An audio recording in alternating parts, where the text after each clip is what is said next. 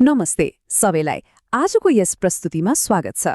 आज हामी तपाईहरूको बीएड पहिलो वर्षको अनिवार्य अंग्रेजी पाठ्यक्रमको एकदमै महत्त्वपूर्ण पाठ 39 नारीवादी समालोचना अर्थात् फेमिनिस्ट क्रिटिसिजमको बारेमा कुरा गर्दैछौं। यो साहित्यिक अध्ययनको एउटा यस्तो शक्तिशाली क्षेत्र हो नि जसले साहित्यलाई सिधै लैङ्गिक दृष्टिकोणबाट हेर्ने गर्छ।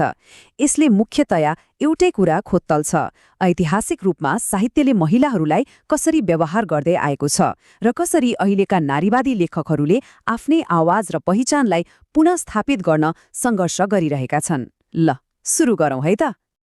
अब आजको हाम्रो छलफल कसरी अगाडि बढ्छ भनेर यहाँ हेरौँ।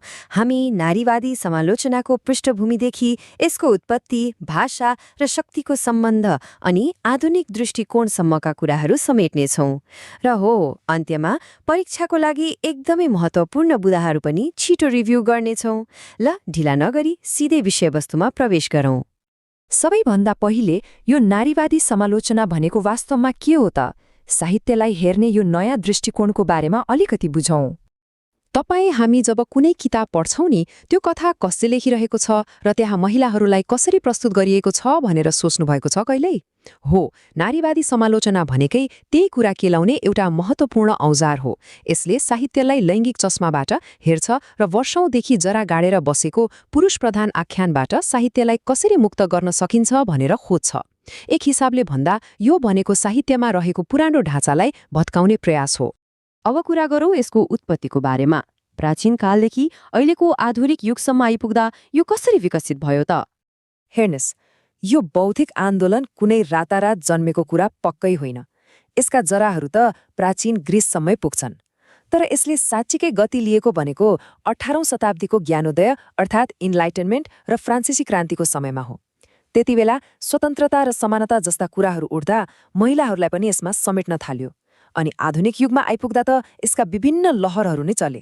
सुरुमा मतदानको अधिकारका लागि लडेका महिलाहरूले बिस्तारै पुरुषहरूकै लागि लेखिएका परम्परागत साहित्यको कडा समालोचना गर्न थाले।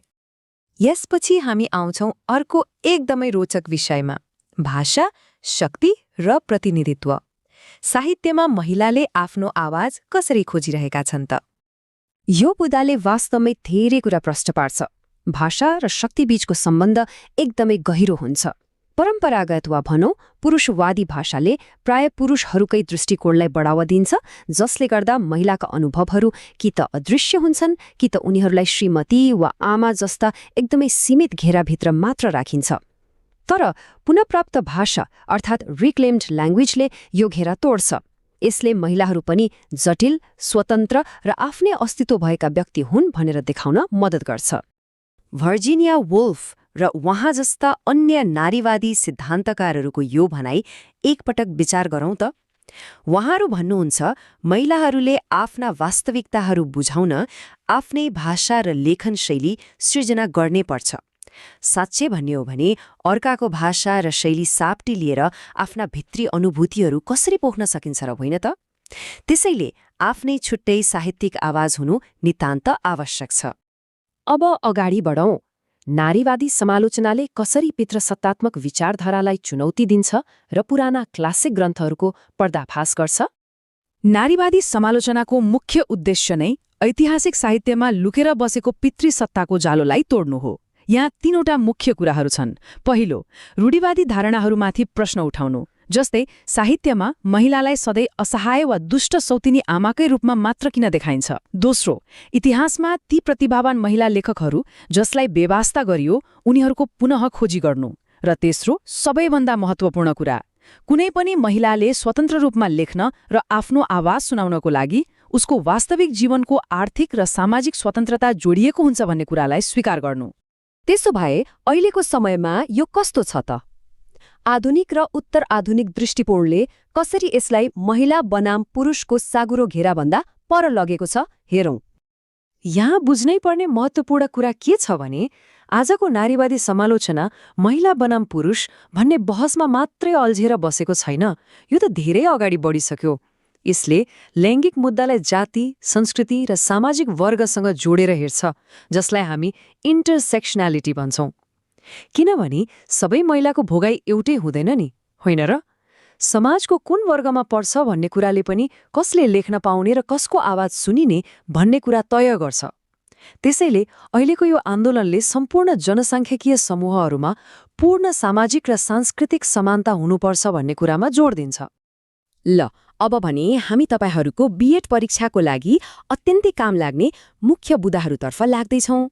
बीएड पहिलो वर्षको परीक्षा दिने तयारीमा रहनुभएका सबैले पाठ 39बाट यी 4वटा कुराहरू दिमागमा राख्नै पर्छ है। पहिलो, साहित्यमा पितृसत्तात्मक दृष्टिकोण हावी छ भन्ने कुरा। दोस्रो, महिलाहरूको प्रस्तुति रूढिवादी पात्रबाट यथार्थवादी र स्वतन्त्र पहिचानतर्फ सर्नुपर्छ भन्ने मान्यता। तेस्रो, भाषा आफैमा पक्षपाती छ, त्यसैले यसलाई महिलाहरूले आफ्नै तरिकाले रिक्लेम गर्नुपर्छ भन्ने तर्क। र चौथो, इतिहासलाई पूर्ण रूपमा बुझ्न महिला लेखकहरूका पुराना कृतिहरू खोजेर पढ्न र प्रवर्धन गर्न एकदमै जरुरी छ। अन्त्यमा यो प्रश्नमा एकपटक गहिरिएर सोचौं त। भनिन्छ नि, साहित्य समाजको ऐना हो। त्यसो भए यदि समाजले महिलाहरूका बारेमा पढ्ने र लेख्ने तरिकालाई पूरै परिवर्तन गर्यो भने के त्यसले आउने दिनमा हाम्रो मानव इतिहासकै भविष्यलाई बदल्न सक्दैन र? पक्कै पनि सक्छ। यो एउटा शक्तिशाली विचार हो। ल, आजको लागि यति नै। तपाईहरूको बीएड पहिलो वर्षको परीक्षाको लागि धेरै धेरै शुभकामना। राम्रोसँग तयारी गर्नुहोला।